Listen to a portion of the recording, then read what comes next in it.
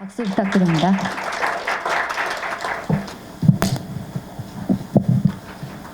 안녕하세요. 반갑습니다. NGO 저널의 서진기 대표입니다. 우선 바쁘신 와중에도 이렇게 참석해 주신 여러분들께 감사의 말씀을 드립니다. 특히 이제 포럼에 오늘 참석해 주신 신현환 교수님, 그리고 최승재 변호사님, 그리고 홍세욱 변호사님, 그리고 임동원 연구위원님께도 깊은 감사의 말씀을 드립니다. 기부는 자신이 가진 것을 다른 사람을 위해 아무 대가 없이 주는 아름답고 의미 있는 행위입니다. 기부를 통해 모인 재원은 여러 공익법인의 활동에 필요한 자산이 되고 있습니다. 아쉽게도 현재 한국의 법 체계는 바람직한 기부 문화의 확산과 공익법인의 성장을 가로막는 문제점들이 존재하고 있습니다.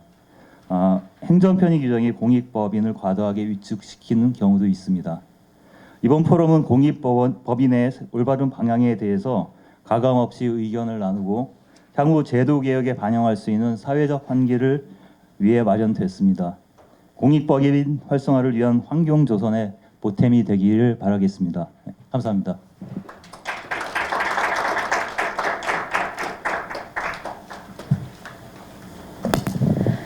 네, 대표님 환영사 말씀 감사드립니다. 다음으로는 자유기업원의 최승로 원장님께서 축사 말씀하시겠습니다. 박수 부탁드립니다.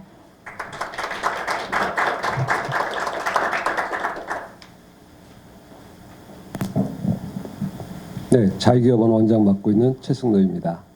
오늘 상당히 우리 사회의 장기적 관점에서 우리 사회가 발전할 수 있는 방향에 대한 좋은 세미나가 개최되어 매우 반갑고 의미가 깊다고 생각합니다. 우리 사회에서 근간을 이루는 것은 물론 기업이죠. 네, 기업이 새로운 가치를 만들어내는 주역인 시대인 것은 분명합니다. 그런데 기업이 출연을 하고 또 사회에 공헌하는 그러한 과정을 통해서 만들어진 공익법인, 이 부분에 대해서도 우리 사회는 좀 더 앞으로 발전해야 되는 그러한 과제가 있다, 이렇게 생각합니다.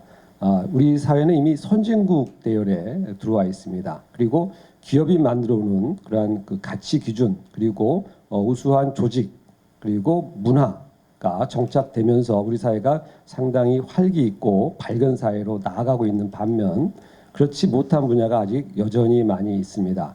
지금 노동조합 같은 경우는 분명히 사단법인이나 조합이라는 형태로 있음에도 불구하고 매우 후진국적 낡은 형태의 운영구조를 가지고 있지요. 불투명한 방식입니다. 그런데 이 공익법인, 사단법인, 조합, 이러한 다양한 비영리 단체의 조직들은 또한 발전되지 않은 모습을 보이고 있습니다. 이 부분이 기업 수준으로 발전하기 위해서는 우리의 제도가 좀 더 나아져야 됩니다. 그러기 위해서는 이 제도 자체가 가지고 있는 그 규제, 그러니까 행정 편의적 규제일 수도 있고, 또는 누군가를 못 믿는다. 후진국에서 대부분 일반적으로 나타나는 현상들이 민간의 자율성을 믿지 못하고 민주성을 믿지 못하고 행정 편의적 규제로 올가매놓은 형태가 많은데요. 그 부분을 과감하게 풀어주고 우리 사회의 수준에 걸맞는 수준으로 제도를 개혁함으로 인해서 이러한 낙후된 분야가 좀 더 활성화되고 우리 사회가 풍족한 방향으로 나아갈 수 있다라고 생각을 합니다. 그런 면에서 기업이 출자하고 사회공헌한 이 공익법인, 그리고 비영리 단체들이 좀 더 우리 사회에 빈틈들이 많이 있는데 그 분야에서 활발하게 활동을 하는 것은 매우 우리 사회의 다양성과 우리 사회가 나아가는 그런 발전에 매우 부합하는 내용이다라고 생각을 합니다. 그래서 당장 우리 비영리 단체가 우리 사회에서 역할하기 위해서는 제도적인 혜택뿐만 아니라 세제상에 있어서의 불이익이나 이런 부분들도 개선되어야 할 것입니다. 그래서 제도적으로 막아놓은 것을 풀어주고 세제 수준도 특히 세액공제나 소득공제 방식으로 일반적으로 장려하는 것이 선진국에서 이루어지고 있기 때문에 그 방식으로 좀 더 과감하게 이러한 규제를 풀 필요가 있다라는 말씀을 드립니다. 정부가 직접 돈을 써서 사회 편익을 높이겠다고 보통 말을 하고 있습니다만 그 낭비성은 매우 높습니다. 하지만 이 비영리단체 공익법인이 세금을 통하지 않고 민간의 자발적인 참여를 통해서 사회의 풍요, 복지를 높이는 것은 매우 효율적입니다. 왜 그러냐면 공무원을 통해서 하지 않기 때문에 그렇습니다. 세금은 걷는데도 비용을 들이고 생산도 위축시키고 공무원의 그러한 수단 과정에서 비용도 들이기 때문에 그 한계성이 매우 높습니다만 이러한 공익법인들은 그러한 부분을 매우 낮추고 있기 때문에 우리 사회의 건강성, 효율성도 같이 담보해낼 수 있는 좋은 방식이기 때문입니다. 오늘 세미나가 그러한 좋은 방법을 찾아내고 제도상의 개선을 이루는데 큰 기여를 하기를 바라면서 제 말씀을 마치도록 하겠습니다. 고맙습니다.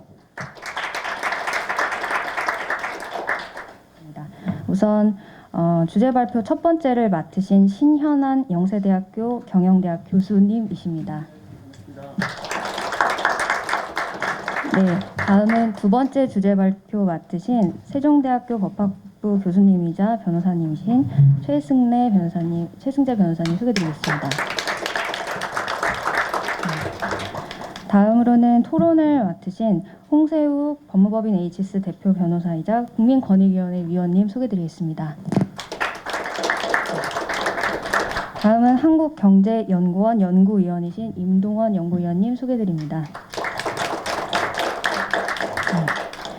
네, 그러면 공익법인 현황과 쟁점에 대한 주제로 주제 발표 맡으신 신현한 교수님의 주제 발표 시작하겠습니다. 네, 안녕하세요. 공익법인 현황과 쟁점이라는 주제로 오늘 발표를 하게 된 연세대학교 경영대학의 신현환입니다. 제가 이 발제 부탁을 들었을 때 원래는 이제 발제가 아니라 그냥 토론 정도로 생각하고 수락을 했는데 알고 보니까 제가 발제를 해야 되는 거였었어요. 그래서 사실은 이제 제 연구 분야는 기업 재무에 좀 많이 포커스가 되어 있었고 또 기업의 투자 활동이라든지 자금 조달 활동 또는 뭐 배당이라든지 M&A 등등의 이제 기업과 관련된 그런 연구를 주로 했었는데 공익법인에 대한 발제를 해달라고 하면서 사실은 저도 많은 공부를 해야 되는 그런 상황이었습니다. 그래서 많은 시간을 들여서 자료를 하여튼 정리해 보았고요. 그래서 정리한 자료가 너무 또 다들 아는 내용인가 해서 몇 사람한테 이제 좀 이야기를 해봤는데 다들 모르더라고요 또. 그래서 나만 모르는 게 아니라 다들 모르는 내용이었구나 하면서 이번에 제가 이제 연구를 하면서 취합한 자료를 가지고 제가 내린 어떤 제안을 공유하는 시간으로 생각을 하고 발표를 하겠습니다. 지금 6페이지를 보시면은 우리나라의 공익법인이 국세청의 결산 서류를 공시한 것을 기준으로 해서 총 11,057개가 있습니다. 그러니까 국세청의 결산 서류 공시를 한 법인이 11,000개고요. 반면에 전체 공익법인은 약 37,000개가 있다고 합니다. 그리고 이 11,000개 정도 되는 공익법인의 기부금 수익이 고유 목적 사업 수익 총계 중에 약 4%를 차지한다 이렇게 나왔습니다. 금액으로는 약 8조 정도 됩니다. 그 얘기는 우리나라의 공익법인의 수익이 총 한 200조 정도 된다라고 우리가 추정을 해볼 수가 있습니다. 200조 중에 약 4%는 기부금에 의해서 조달이 된다 이런 얘기가 되겠고요. 가장 많은 비율을 차지한 수입원은 보조금이었고 그 보조금은 이제 정부에서 나오는 거죠. 약 69조, 70조 정도가 보조금이었습니다. 그리고 이 공익법인에는 학교법인, 의료법인, 공공기관도 이제 포함이 되어 있고 국세청의 결산을 공시한다는 것을 알았습니다. 그 7페이지를 보시면은 한국의 파워 공익법인 기부금 순서가 나오는데 법인명을 보시면은 사회복지공동모금회 7,600억, 월드비전 2,800억, 어린이재단 1,800억, 세이브 더 칠드런 코리아 762억 등등 해서 굉장히 많은 금액의 기부금들이 저희가 사실은 잘 모르는 이름의 법인명을 가진 공익법인에 좀 출연이 되고 있다. 이런 내용으로 제가 이제 정리를 해봤고요. 우리가 들어본 이름이라고 생각한다면은 8번 정도에 가서 삼성생명 공익재단, 하나금융 공익복지재단 이렇게 기업명이 붙은 그런 공익재단들이 아주 일부 있습니다. 그 다음 페이지 8페이지 가시면 이제 대중모금 단체의 수익과 비용 구조에 대한 기사가 있었습니다. 그래서 대중모금 단체 기부금 수익은 총 수익의 42%를 차지하고 있다고 하고요. 그래서 이 기부금 수익 전체를 이제 10,000원이라고 한다면 공익 사업을 위해 사용되고 있는 기부금이 약 8,400원 정도가 되고, 그다음에 기부자를 발굴하고 관리를 위해서 사용되는 게 1,200원, 그다음에 조직 운영을 위해서 사용되는 게 약 400원 정도 된다, 이렇게 보고가 됐습니다. 그럼 이렇게 잘 하고 있는 것 같은데 뭐가 문제일까? 그래서 문제점이라고 생각돼 보는 문제점이라고 지적하고 있는 그런 논문부터 한번 찾아봤습니다. 10페이지에 지금 발표된 유라시아 연구의 2015년도에 발표된 논문입니다. 신성임, 윤재원 저자들이 이제 발표한 논문의 요지를 보면 기업 집단 산하 공익법인의 개별 주식에 대한 지분율은 평균 2.28%로 상징법상 5%의 제한을 준수하고 있더라. 그런데 이제 총자산 대비 주식 보유 비율은 상징법상 세제 혜택이 제한되는 최대 비율인 50%에 근접한 41%고, 계열사 주식이 이들 공익법인의 주된 자산이다. 자산의 83%는 수익사업용이고, 장학사업 등과 같이 금융자산의 운영을 통한 자금 집행 방식의 공익사업에 이제 치중이 되어 있다는 거죠. 반면에 이제 비교 공익집단의 경우에는 총자산의 70%가 고유목적 사업용으로 분류가 됐다. 그러면서 이제 문제점이라고 얘기한 것이 기부금보다 수익사업 소득이 더 크다. 거꾸로 얘기하면 수익사업 소득만큼 이제 저희 많이 사용하지 않는다, 뭐 이런 이야기입니다. 운영 차익이 과다하다, 즉 유보 이익이 과다하다, 이런 것들을 이제 문제점으로 얘기하고 있습니다. 그래서 그러면 계열사 지분을 보유한 그룹 소속 공익재단은 어떤 것들이 있는가 한번 찾아봤더니 삼성이 대표적으로 이제 3개의 공익재단을 갖고 있어요. 삼성문화재단, 복지재단, 삼성생명공익재단이 있고요. 삼성문화재단을 또 들여봤더니 계열사 지분 보유 현황에 삼성문화재단이 삼성생명 주식 4.68% 들고 있고, 삼성화재 2.87%, 삼성물산 0.6% 등등 이렇게 들고 있습니다. 또 삼성생명공익재단이 삼성생명을 2.18%, 삼성물산을 1.05% 이렇게 들고 있고요. 또 현대차 같은 경우에도 현대차 정몽구재단이 이노션 9%, 현대글로비스 4.46% 이렇게 해서 계열사 지분을 갖고 있는 대기업 소속의 그런 재단들이 있습니다. 그건 사실이고요. 자, 그 다음에 또 제가 좀 궁금했던 내용이 12페이지로 넘어가서 공익법인의 목적 사업비가 얼마나 되나 한번 봤습니다. 그랬더니 삼성부터 해서 삼성의 삼성문화재단이 사업 수익이 460억인데 목적 사업비로 353억을 써서 목적 사업비로 76% 쓰고 있다. 현대차 종목구재단 사업 수익 259억 중에 목적 사업비로 219억을 써서 목적 사업 비중이 84.5%다. 등등해서 이 목적 사업 비중의 평균은 맨 밑에 보면 약 79% 정도가 되고 있다. 그럼 별 문제가 없는 것 같아요. 그러니까 원래 공익재단이 하겠다는 사업을 잘 하고 있다. 전체 사업비의 80% 정도까지 목적 사업에 잘 쓰고 있다. 이렇게 볼 수 있는 것 같습니다.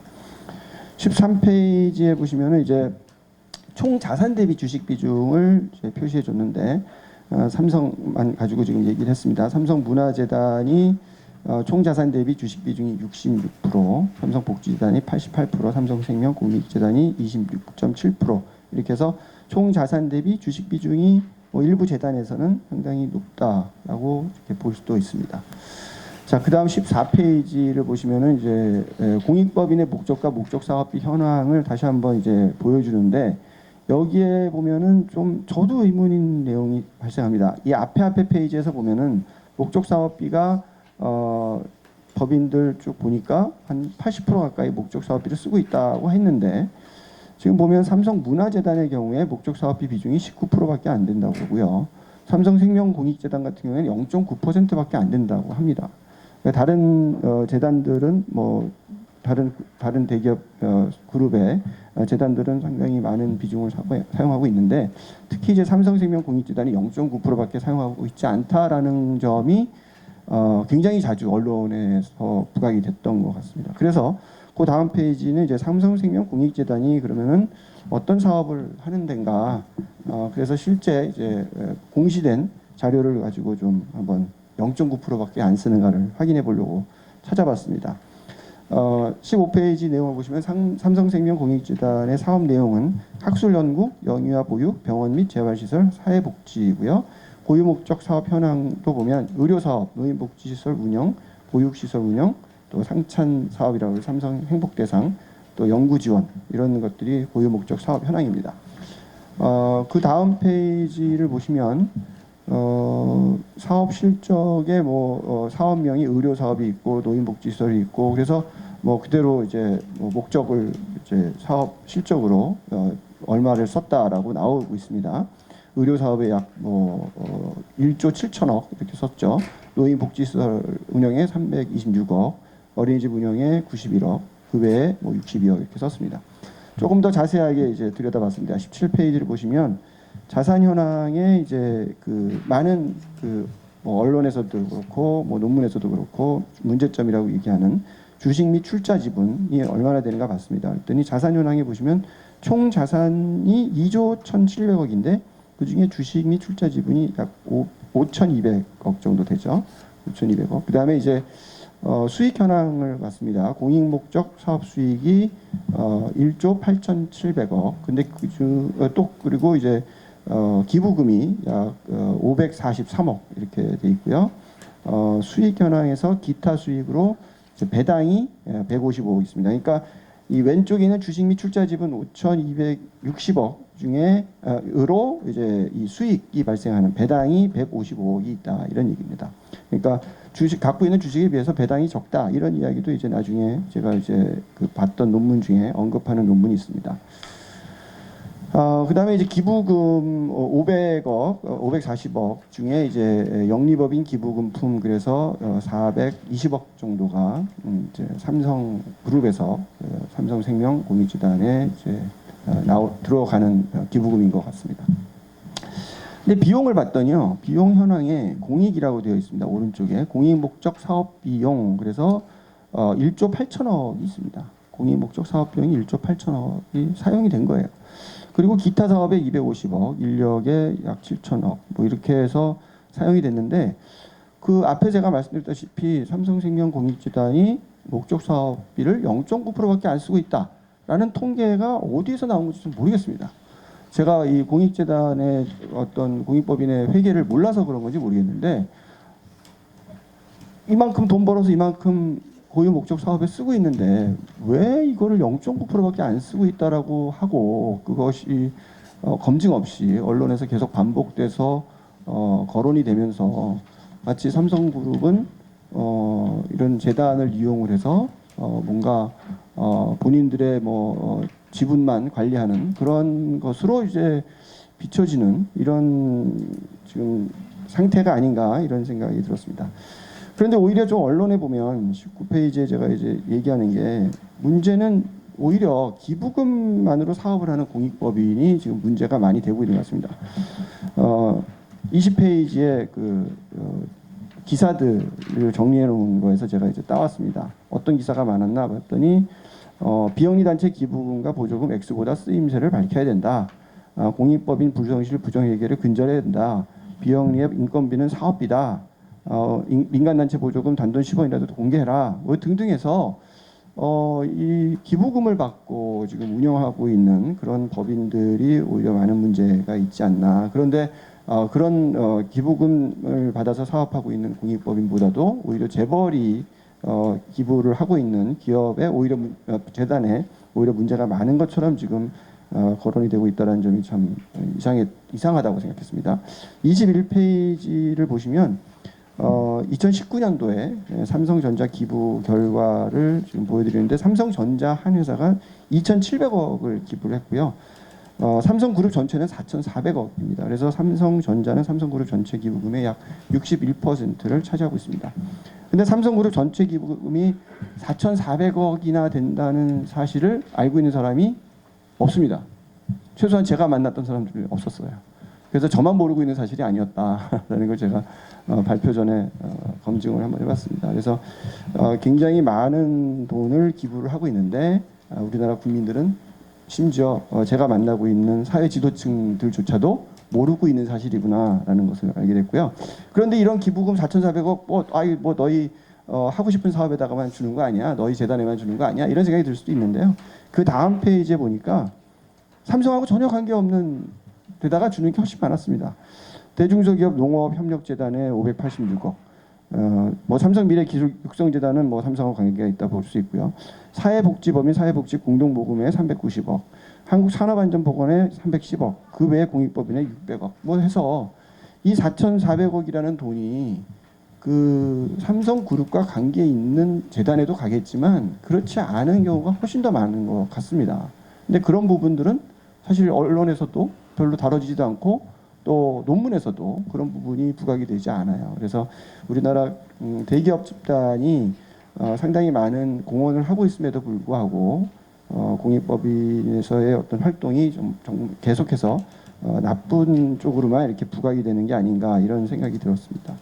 현대자동차도 마찬가지고요. 범현대그룹 전체 기부금이 약 900억, 그리고 현대자동차가 360억 이렇게 된다고 하고, 현대도 마찬가지로 지금 그 24페이지의 리스트를 보시면 기부를 하고 기부 대상이 되고 있는 공익법인 명을 보시면 뭐 자동차 관련된 건 한 군데밖에 없네요, 그죠? 나머지는 전부 다 뭐 현대하고 특별한 어떤 관계를 생각할 수가 없는 그런 공익법인에 기부를 하고 있더라는 겁니다. 롯데쇼핑 전체 약 500억 정도를 하고 있고, 롯데도 지금 26페이지 보면 공익법인 명이 롯데하고 관계던 거 지금 하나 보이고 있죠. SK텔레콤 전체 1,000억입니다. SK텔레콤이 기부하고 있는데 28페이지에 보시면 행복나눔재단은 뭐 SK에서 하고 있는 것 같아요. 근데 뭐 연세대학교라든지 소프트웨어 교육 혁신, 또 행복 ICT 등등해서 꼭 자기 그룹하고 연결되지 않은 그런 곳에 많이 기부를 하고 있다라는 것을 계속해서 많은 그룹에서 제가 지금 발견을 했습니다. LG생활건강도 마찬가지고요. 네. 자, 그럼 31페이지에 가서 왜 그러면 이런 그룹들이 기부를 하느냐라는 걸 갖다가 알아보기 위해서 좀 정보를 또 찾았더니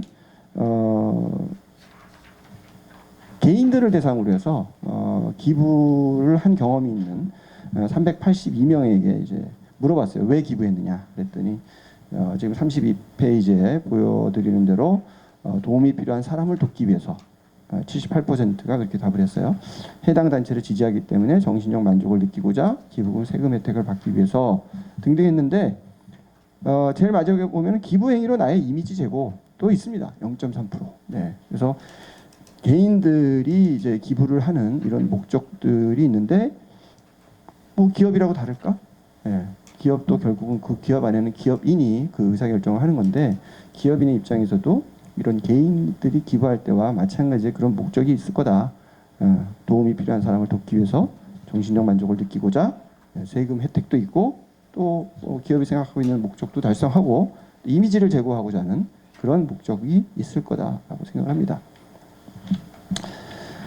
또 저는 이제 그 법 쪽의 전문가가 아니기 때문에 그러면 공익법인은 어떻게 설립이 되나 법인 분류상에서 한번 봤습니다. 34쪽을 보시면은 크게 이제 법원에서 법인을 사단법인과 재단법인으로 나누고 있고, 공익법인 중에는 사단법인 중에 비영리법인으로 등록이 되어 있는 공익법인이 있고요.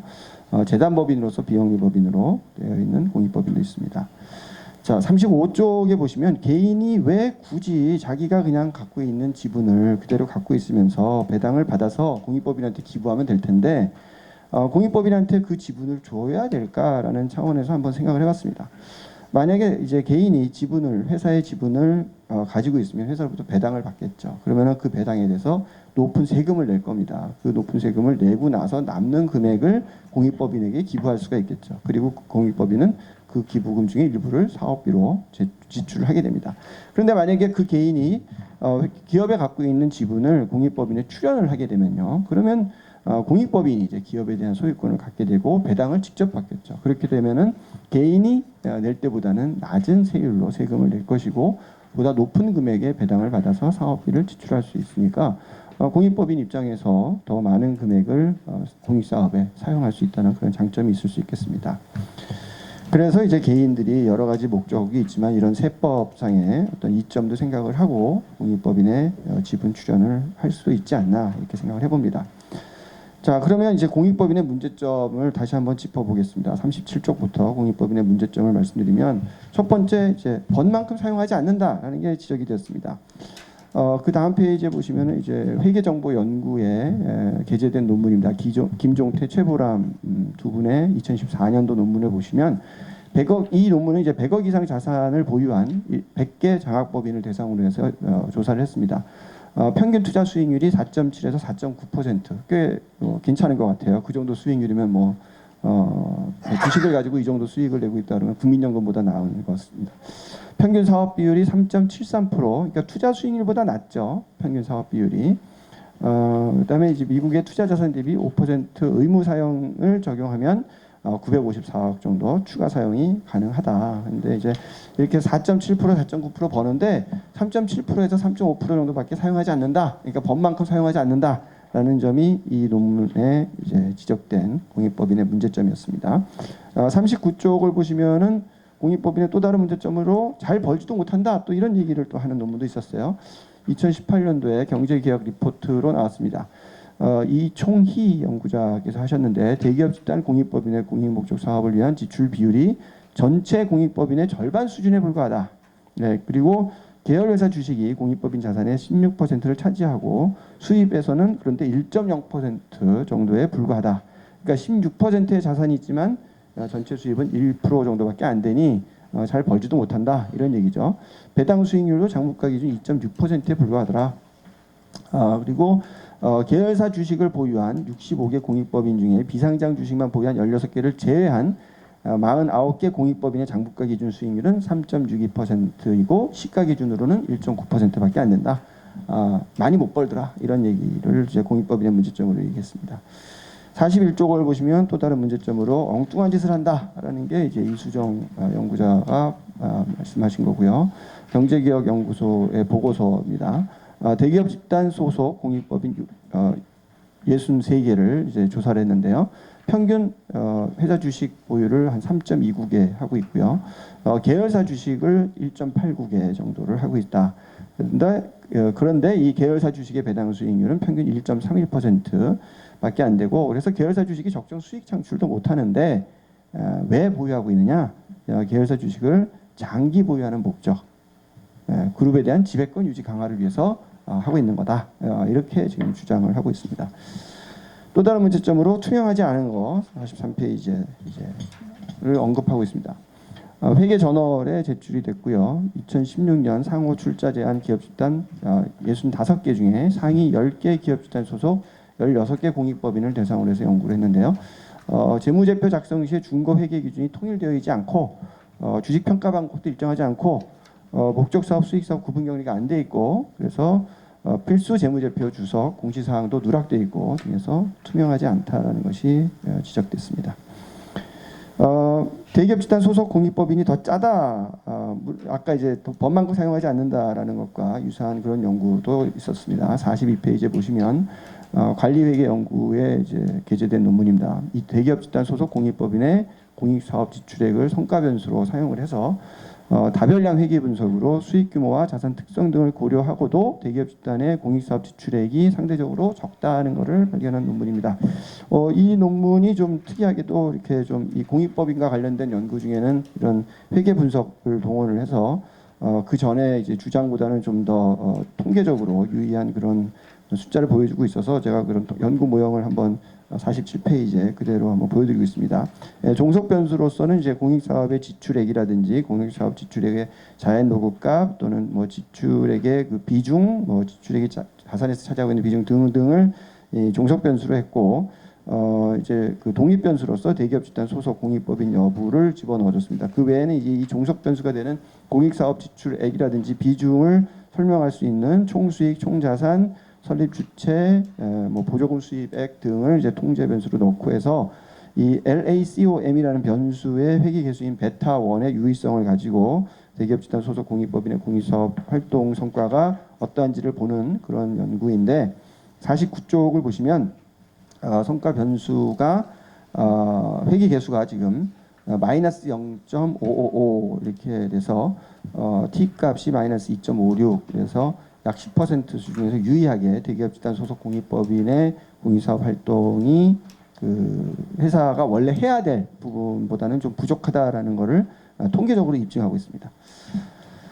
자, 그럼 공익법인의 문제점을 어떻게 해결할까 하는 거에 대해서 저는 해결 방안을 투자 자산의 5%를 의무 사용하게 하면 어떨까라는 거를 좀 생각해 봤습니다. 만약에 투자 수익률이 0%다. 돈을 못 번다. 그러면은 그럼에도 불구하고 투자 자산의 5%를 매년 사용해야 한다면 그런 공익법인은 20년 후면 자연스럽게 자산이 다 투자 자산이 다 소진이 돼서 없어질 겁니다. 그러니까 우리 지금 시민단체나 이제 공익법인의 어떤 문제점들을 제기하는 여러 그 단체들의 주장은 이 공익법인을 통해서 창업주가 또는 대기업의 오너가 대기업 집단을 지배하려는 목적으로 재단을 갖고 있다라는 그런 이야기를 많이 하고 있어요. 그리고 이제 어떤 재단을 통해서 어떤 부의 세습 또 어떤 지배력의 그런 영속화 뭐 이런 것들을 문제점 하는데 만약에 투자자산 5% 의무 사용을 시킨다면 제대로 된 투자자산을 활용해서 제대로 된 수익을 만들어내지 못하는 곳은 지금 문제점이라고 얘기하는 것들을 싹 다 제거할 수 있습니다. 20년 후에 저절로 없어질 수밖에 없어요. 네, 그래서 투자자산 5% 의무 사용이 많은 문제점들의 원인을 원천적으로 없애주지 않을까 이런 생각을 해봤습니다. 투자 수익률 5% 미만인데도 불구하고 매년 5%를 사용해야 한다면 일정 기간 이후에는 20년이 아니더라도 뭐 그게 30년이 됐든 40년이 됐든 언젠가는 없어집니다. 그러니까 영속성이라는 게 없어지는 거예요. 그러니까 가장 걱정하고 있는 영속적인 지배를 하는 그 목적 자체를 달성할 수가 없게 되는 겁니다. 그래서 5% 미만의 수익률은 부의 영속적인 대물림 불가능하고요. 또 계열사 지배의 목적이라도 5% 이하의 수익률은 용납할 수가 없죠. 왜냐하면 재단이 없어질 거기 때문에 그 재단을 통해서 지배를 하고자 하는 사람들의 목적이 달성되지 않으니까 자연스럽게 계열사임에도 불구하고 수익성 개선해라라는 요구를 할 수밖에 없습니다. 예. 그러니까 대주주들 오너들이 뭐 재단을 가지고 지배하면서 그 계열사들을 뭐 지배하면서 터넬링을 하고 뭐 어떤 뭐 반대급부를 뭔가를 사회적인 지위를 확보하고 이런 것들이 불가능한 거죠. 예. 돈 못 벌면 결국은 없어질 거니까. 그래서 오히려 공익법인이 지배구조 개선의 중심이 될 수가 있다. 이렇게 5% 의무 사용을 하면 그런 문제점을 해결할 수 있지 않을까. 그래서 51쪽에 제가 이제 앞에서 언급했던 문제점들 쭉 나열해봤고 거기에 대해서 투자자산 5% 의무 사용을 하면 해결되는 것들 한번 나열해봤습니다. 첫 번째 문제 법만큼 사용하지 않는다 그랬는데요. 5% 무조건 사용이 되면 그 문제점 없어지는 거죠. 잘 벌지도 못한다 그랬는데 잘 벌지 못하면 자연스럽게 소멸될 거니까 또 문제점 없어집니다. 엉뚱한 짓을 한다고 그랬는데 계열사 지배력만 생각한다면 결국 없어질 겁니다. 5% 못 벌면요.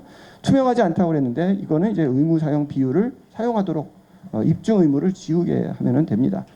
그다음에 대기업 집단 소속 공익법인이 더 짜다고 했는데 이것도 수익의 일정 비율을 사용하는 것이 아니라 투자 자산에서 5%를 쓰도록 만들 거기 때문에 더 짜다 말다 얘기를 할 필요 없습니다. 그래서 여러 가지 문제점들이 이 5% 의무 사용을 통해서 해결될 수 있지 않을까 해서 한번 생각해봤고요.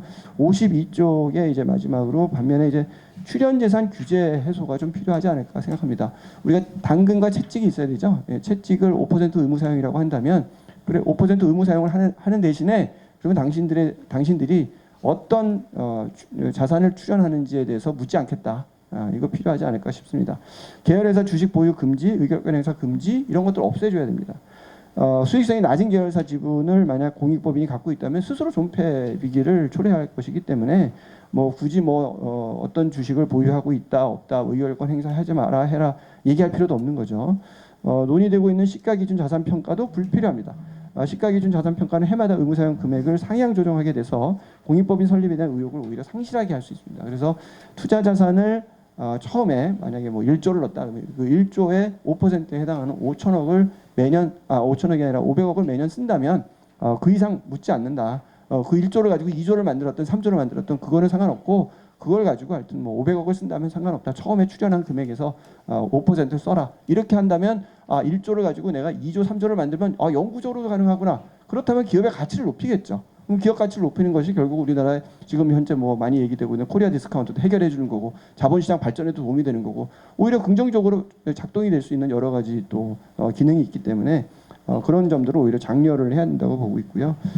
제가 이제 53쪽 이유는 그냥 참고 자료로 넣은 겁니다. 외국의 경우에 이런 공익법인들이 어떻게 설립이 되는가 봤더니 가족 기업들이 많이 설립을 하고 있어요. 가족 기업들이 그 설립을 할 때 물론 이제 그 뭐 승계를 목적으로 해서 많이 이제 되고 있고 그런데 이런 그 승계를 위해서 설립된 공익재단들의 성과가 뭐 그렇지 않은 공익재단하고 특별히 다르지 않더라라는 그런 해외 연구가 있습니다. 그래서 뭐 우리나라 기업인들만 특별히 뭐 이상한 사람들이다라고 생각하지 않는다면 외국의 이런 선진국의 가족 기업들이 설립한 그런 공익재단과 같은 그런 효과를 우리도 기대할 수 있지 않을까 그렇게 생각해봤고요. 54쪽을 보시면 또 이것도 이제 그 외국의 가족재단에 대한 연구인데 대만에 상장되어 있는 가족기업에 대해서 연구를 해봤는데요. 가족이 소유하고 있는 재단이 가족기업의 수명에 긍정적인 영향을 미친다는 겁니다. 그래서 재단을 설립함으로써 장기적으로 가족 구성원의 방향이 바뀌고 결과적으로 생존 기간이 길어졌다 이런 게 있습니다. 그러니까 우리나라 기업들 뭐 굉장히 단명하는 기업들이 많습니다. 그런데 장수기업 만들려면 이런 가족재단을 통해서 지배할 수 있고 또 그렇게 지배할 때 해외의 경우에 좋은 그런 성과가 있었다라는 점을 우리 참고를 할 필요가 있는 것 같습니다. 55쪽에서는 지금 우리나라 기부지수의 추락의 충격이라는 그런 자료가 있어서 좀 보여드리는 거고요. 기부를 한 사람들에 대해서 자꾸 비난하는 그런 언론과 연구자들의 연구가 반복이 되면 결국은 우리나라 전체적으로 기부하는 금액도 줄어들 거고 기부자 수도 줄어들 거고 그 피해는 결국 소외계층에게 간다라는 사실을 우리가 좀 다시 한번 인식해야 될 것 같습니다. 56쪽부터는 제가 이제 구글에 이미지 검색을 해봤습니다. 그래서 해외의 경우에 어떤 공익법인들이 많은가 봤더니 여기 보시면 56쪽에 패밀리가 많이 들어가 있죠. 패밀리 파운데이션. 근데 패밀리 파운데이션뿐만 아니라 뭐 하여튼 여러 가지 채러티들도 57쪽에 보면 많습니다. 이렇게 많은데 우리나라의 그 공익법인들 로고를 한번 찾아봤습니다. 58쪽에 보시면 뭐 가족과 관련된 또는 개인과 관련된 그런 이름 거의 없습니다. 이게 문제점입니다. 사실 우리나라에서 이렇게 기부 열심히 하고 재단을 통해서 사회활동하는 그 가족 개인에 대해서 우리가 존경하는 그런 것이 좀 부족한 거 아닌가. 그런 기업, 그런 재단들이 더 많이 나와야 되는데 그렇지 못하다는 점을 다시 한번 말씀드리고 싶었습니다. 네, 59쪽부터는 국내기업 공익재단 탑20의 뭐 자산과 계열사, 총지출 대비 목적 사업비 등에 대한 그런 자료가 조선일보 기사에 나와서 제가 참고 자료로 한번 넣어봤습니다. 네, 이상으로 제 발표를 마치도록 하겠습니다.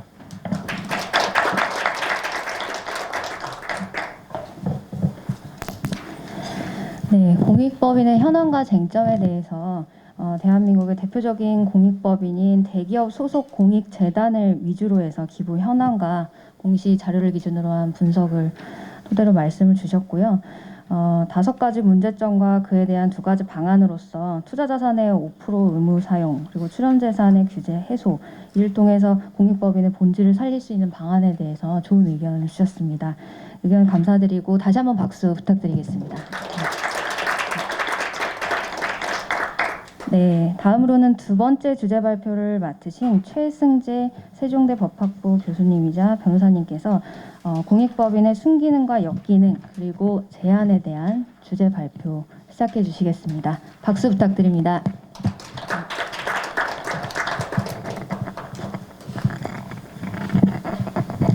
네, 방금 소개받은 최승재입니다.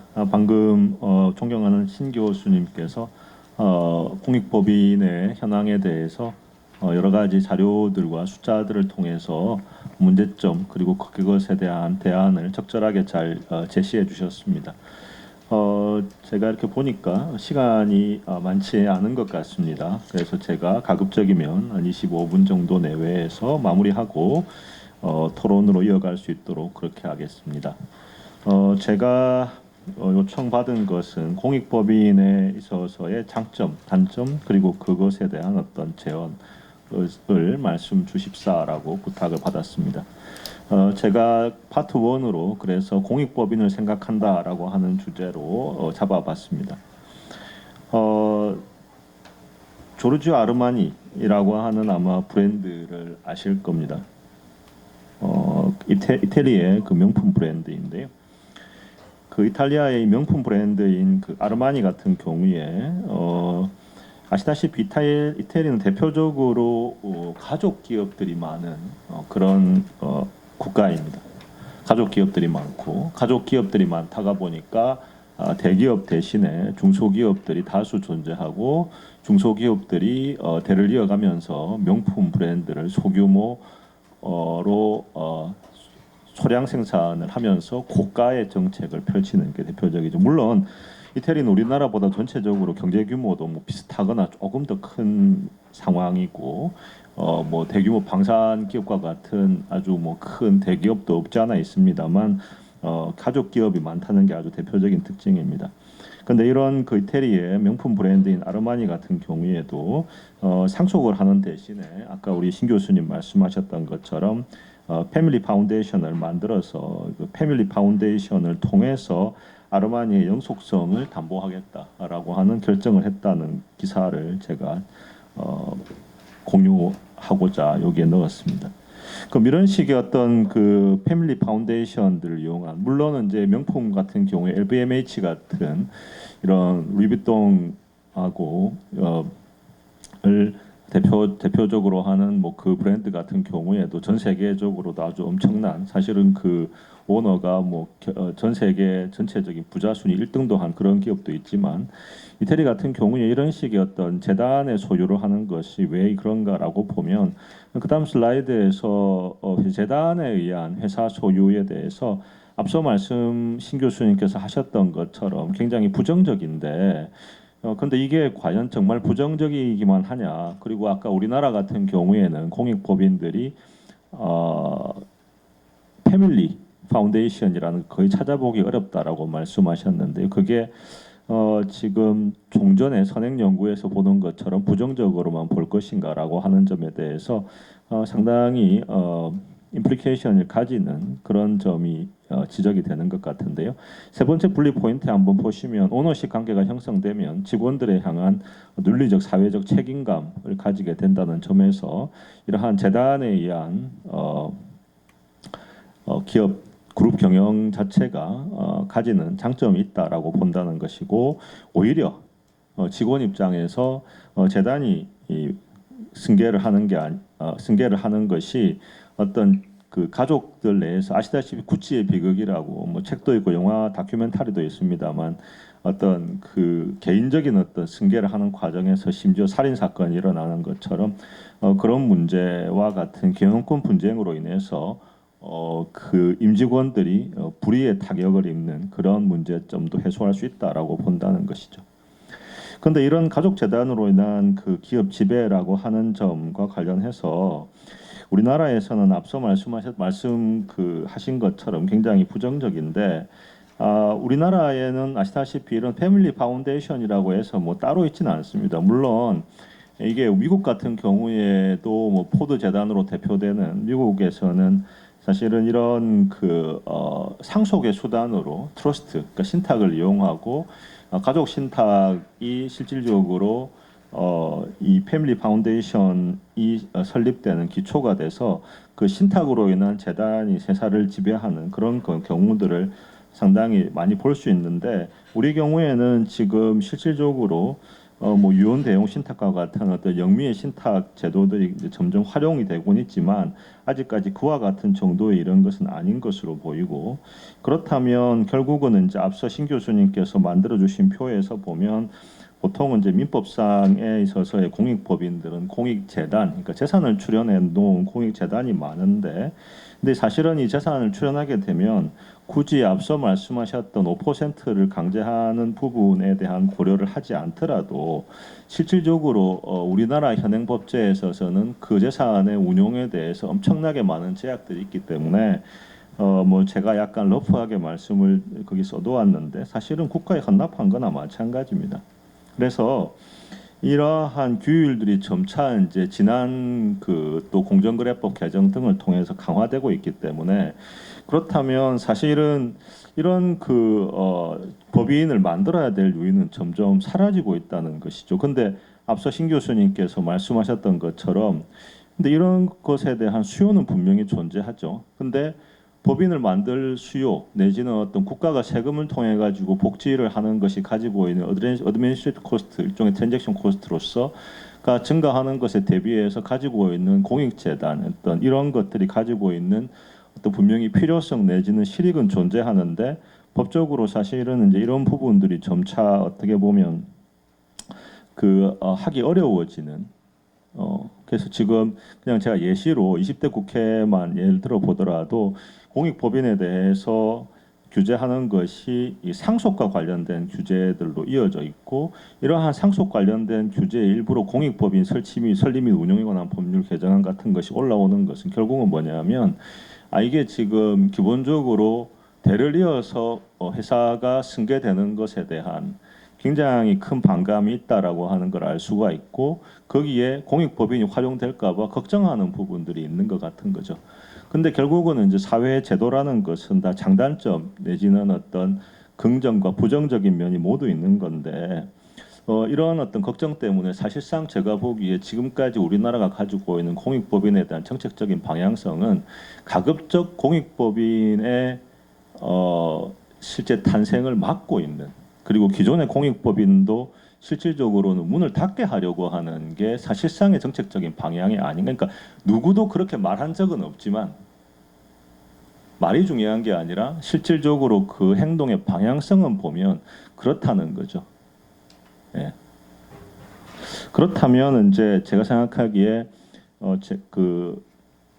공익법인과 관련된 점에 있어서 앞서 이제 신 교수님께서 발표하신 부분을 제가 전혀 사전에 보지 못했지만 너무 감사하게도 신 교수님의 발제와 이제 제가 말씀드리는 부분이 제 생각하기에는 보완이 될 수 있는 지점이 아까 지금 말씀하셨던 것처럼 기존 선행 문헌들에서 지적하는 문제점들의 다수들은 다수라기보다는 거의 대부분은 실질적으로는 만약에 그런 부분들이 신 교수님이 제언하시는 것처럼 했을 때 사실은 문제라고 볼 수 없는 상황인데 그렇다면 공익법인에 대한 긍정적인 효과를 긍정한다면 이러한 공익법인들이 장기적으로 지속해서 사회에 뭐 복지 사업, 뭐 장학 사업도 그렇고 아니면은 뭐 저소득층에 대한 지원도 그렇고 이런 일들을 서스테이너블하게 할 수 있도록 해야 되는데 근데 그렇게 하려면 그 전제는 저도 신 교수님과 100% 동의하는 게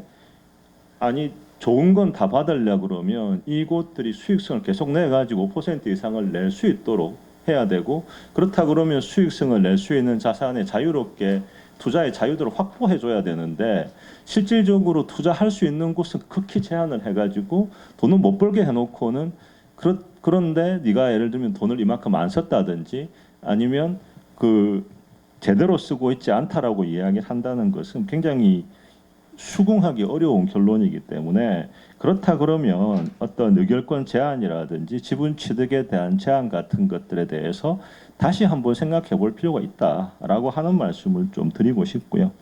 특히나 한 말씀만 제가 드리면 우리나라에서 곳곳에서 의결권 제한에 대한 법제가 쉽게 들어오는데 이 부분을 굉장히 심각하게 생각해야 될 것이 기본적으로 재산권 제도에서 내가 가지고 있는 주식의 지분에 대한 의결권 행사를 제한하는 것을 쉽게 생각한다는 것은 제가 그리고 우리 신 교수님이 아니면 여기 토론자님들이 아니 이 방에 있는 분들의 지분에 대한 의결권이라고 재산권이 쉽게 제약되어서 그 가치가 줄어들게 된다는 건데 이런 제한에 대해서는 조금 심각하게 생각해 볼 필요가 있다라고 하는 두 가지 지점에서 하나는 수익성에 대해서 기여를 하라고 하려고 그러면 기여에 대한 어떤 제약을 대폭 풀어줄 필요가 있다는 것이고 그런 부분에 있어서 어떤 주식 취득이나 의결권 행사에 대한 부분에 대한 전향적인 고려가 필요하다는 것, 그리고 이러한 의결권 제한의 문제는 어떤 실정적인 부분뿐만 아니라 규범적으로도 재산권에 대한 너무나 쉬운 제약을 한다는 점에 있어서 생각해 볼 점이 있다라고 하는 말씀을 드리고자 하는 겁니다. 71페이지에서 그렇다 그러면 이제 이 공정거래법이 이제 개정 지금 되었고, 근데 당시에 이제 공정거래법이 아닐 당시에 제가 생각했던 몇 가지 생각들을 거기 적어 보았는데, 공정거래법이 이제 개정되었습니다만 개정된 공정거래법은 공익법인에 대한 부정적인 시각을 입법에 투영했다는 점, 그리고 기본적으로 미국이라든지 이런 국가들과 비교해 보더라도 지나치게 엄격해서 사실은 실제로 투자를 해서 수익을 내는 부분에 대한 상당한 제약을 주고 있다라는 점, 그리고 사실은 공익법인과 관련된 어떤 회계의 투명성이라든지 하는 것은 투자의 제약하고는 상관이 없는 것이, 어차피 미국 같은 경우에도 non-profit organization에 대해서는 별도의 회계와 그리고 그 부분에 대해서는 별도의 어떤 텍스에 대한 베니핏을 주기 때문에 그에 상응하는 규제를 받게 되는 것인데, 그건 공익법인 설립법에서 사실은 해결하면 될 일이지, 그것을 오히려 트랜스페런시를 요구한다 그러면은 행동에 대한 제약은 할 필요가 없다는 거죠. 그러니까 그런 점, 그리고 또 사실은 세제에 있어서도 오히려 기부를 하면은 그것 때문에 증여세를 엄청나게 부담을 해서 실질적으로 기부한 사람이 경제적으로 곤란한 사정에 이르게 되는 수원 교차로 판결, 물론 대법원이 시정을 했습니다만, 그럼 과연 이런 판결들을 보고 나면 과연 누가 기부를 하고 싶을 건지, 이런 지점들에서 실제로 이제 생각해 볼 점이 있다는 거죠. 공익법인의 공에 대한 73페이지 부분에 대해서 뭐 간단하게 써봤습니다만, 이 부분은 뭐 우리 신 교수님의 발제로 가름하기로 하고, 결국은 이제 공격받는 지점은 다 좋은데 어쨌든 몇몇의 케이스들, 예전에 제가 공정거래법 실제 개정안에 대한 토론자로 참석했을 때도 제가 이제 공익법인에 대한 문제점을 지적했을 때 토론자로부터 지적받았던 게 그겁니다.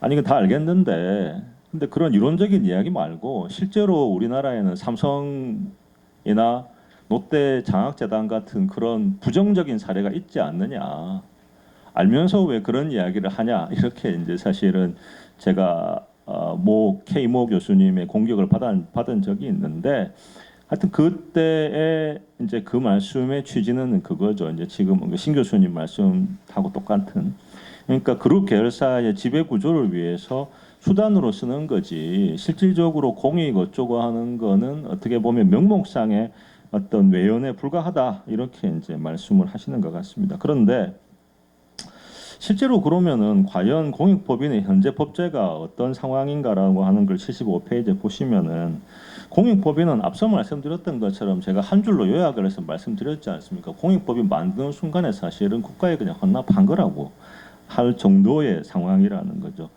일단 기본적으로 공익법인과 관련해서는요, 공익법인법을 봐야 됩니다. 그런데 법 자체에서 아예 특수관계인이 이사회 5분의 1을 넘지 못합니다. 그러니까 이사회는 사실은 그러니까 기업으로 치면 사회이사가 5분의 4를 구성하는 겁니다. 그럼 여기서 당연히 이사회가 핵심적인 어떤 가버닝 바디인데, 거기에서 5분의 4가 사실은 특수관계인하고 상관이 없고요. 앞서 지금 삼성 같은 경우에도 이제 마찬가지입니다. 물론 또 그렇게 해놓으면 또 그 말을 할 수 있겠죠. 실질적으로는 다 영향을 받는 게 아니냐. 글쎄요, 과연 그럴까요? 그건 별다른 근거 없이 사실은 애큐제이션을 하는 거라는 생각이 들고요. 그 다음에 기본재산 같은 경우에 손도 못 댑니다. 그렇기 때문에 아까 제가 말씀드리는 것처럼 제가 이거 기본재산 처분하는데 주무관청 허가하는 걸 본 적이 없거든요. 여기 아마 학교에 우리 신 교수님 학교 계신가 그렇지만 학교의 재단에서 재산 처분하는 것도 기본 재산들이 있는데, 학교가 사실은 교육 사업을 하기 때문에 이 공익법인하고 굉장히 유사하거든요. 근데 학교 기본 재산에 대해서 처분하는 거 교육부가 내가 허가하는 걸 거의 본 적이 없습니다. 손을 못 대거든요. 근데 그것뿐만 아니라 신 교수님 말씀하신 것처럼 이게 또 문제가 공익법인이 사실은 외부 오디트를 받아야 되는 가장 결정적인 이유는요, 미국도 그렇고 우리도 그렇고 세제 혜택을 받기 때문에 그렇습니다. 이게 non-profit organization을 세제 혜택을 주는 취지는 명확하죠. 왜냐하면 기부를 많이 하라는 거잖아요. 체리티를 많이 하는 게 사회적으로 부정적인가요? 긍정적이죠. 긍정적이기 때문에 그걸 많이 하려면 텍스에서는 사실 정책 목표를 갖고 있는데 정책 목표는 많이 하라는 거기 때문에 세제 혜택을 주는데 세제 혜택을 주면 그거 가지고 딴짓할지 모르니까 외부 감사나 공시를 하도록 하는 게 인 리턴으로 사실은 요구되는 사항입니다. 그런데 문제는 근데 이 수익성을 그러면은 그래서 내야 되는데 우리나라는 공익법인에 대한 규제를 보면은 취득 제한을 갖고 있습니다. 특정 회사에 대해서는 5%, 그 다음에 5%, 10%, 20% 제한이 있고요. 만약에 이걸 넘어가면 어떻게 되냐면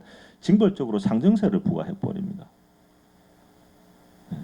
그렇기 때문에 이런 식의 어떤 제한이 있어서 실질적으로는 아마 이게 제가 보기에는 아마 그 공익법인에서 돈 벌려고 하면 실질적으로는 수익성을 그럼 5% 이상 내야 되는데 5% 이상 내려 그러면은 우리나라에서 그 마켓보다 오버퍼폼을 지금은 뭐 심지어 이자 수익도 5%가 나오는 게 정기예금도 뭐 지금 없어지긴 했지만 있으니까 뭐 그럴 리스크 프리 에셋으로 거의 유사하게 그렇게 낼 수 있다고 할 수는 모르지만 얼마 전까지만 해도 그렇지 않았지 않습니까? 그럼 정기예금만 운영해가지고는 불가능하거든요. 그럼 주식 같은데 위험 자산에 투자를 해야 되는데 한도 제한이 있기 때문에 이게 사실은 지금 국민연금이 가지고 있는 한도보다도 어떻게 보면 이게 더 빡빡하거든요.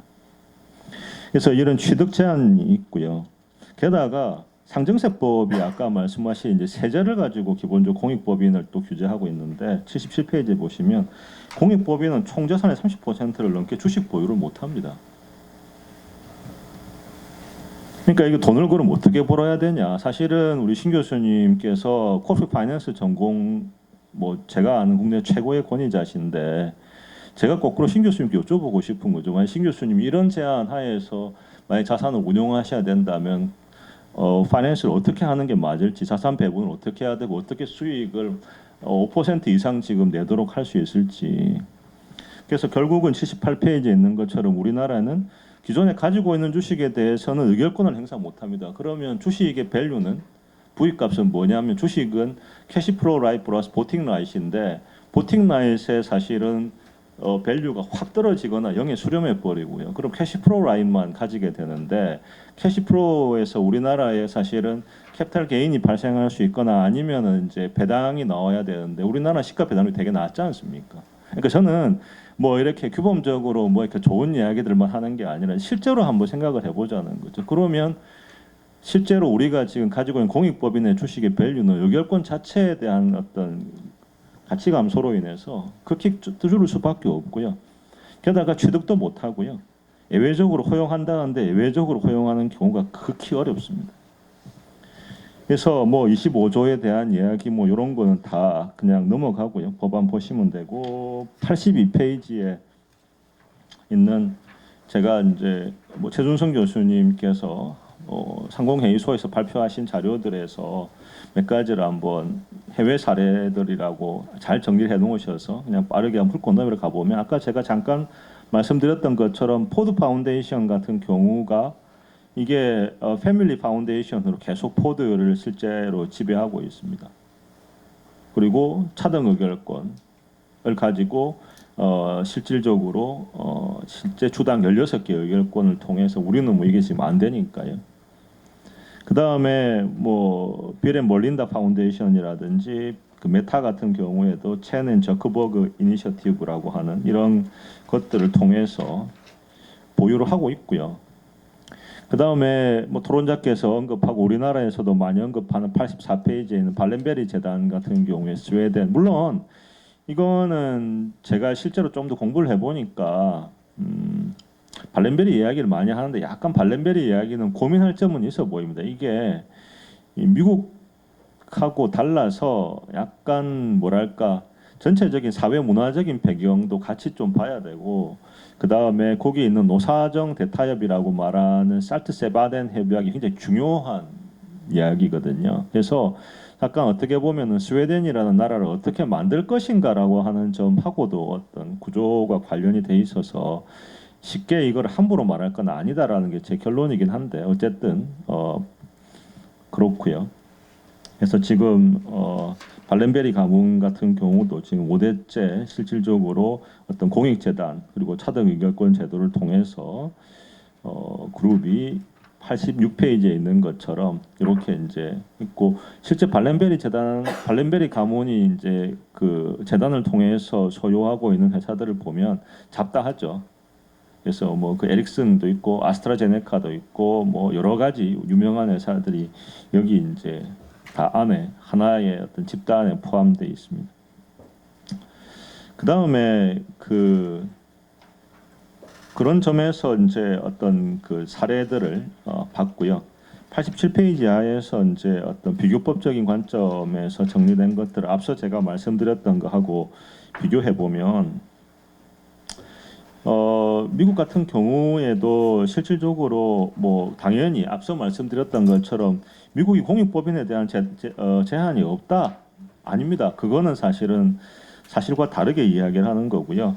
일본도 마찬가지입니다. 일본도 제약이 없지는 않습니다. 근데 이 제약이 왜 있는가를 생각해 봐야 되는데, 항상 법은 문자 그대로 읽는 게 아니라 그 취지가 무엇인지가 굉장히 중요한데, 미국과 일본에 있어서의 어떤 제한은 크게 두 가지인데, 하나는 아까 말씀드렸던 것처럼 세제 혜택을 줬는데 그게 개인적으로 이득을 받는 방법으로 쓸까봐 도대체 뭐 어떻게 썼는지를 명확하게 밝히라는 트랜스페런시와 관련된 레귤레이션, 그러니까 오디팅을 하고 그것에 대해 디스클로저를 하는 하나의 큰 덩어리가 있고, 또 하나의 어떤 이런 자산 운용과 관련된 레귤레이션들은 뭐냐면 어떤 당의 공익법인의 어떤 재산의 건전성을 해쳐질까봐, 그래서 사실은 어떤 제약을 두고 있는 거거든요.